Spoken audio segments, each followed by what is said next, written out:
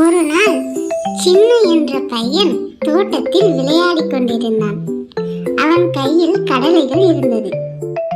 அந்த சமயம் ஒரு சின்ன அணில் மரத்தில் விளையாடிக் கொண்டிருப்பதை சின்னு பார்த்தான்.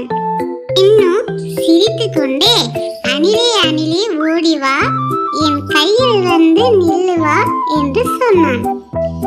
அணில் மெதுவாக கீழே வந்து கடலையை எடுத்துக்கொண்டு சாப்பிட்டது. அதை பார்த்து சின்னு மிகவும் மகிழ்ச்சியில் குதித்தான். அந்த நாள் முதல் சின்னு தினமும் காலையிலே அணிலே அணிலே ஓடிவா என்று தினமும் சொல்லுவான்.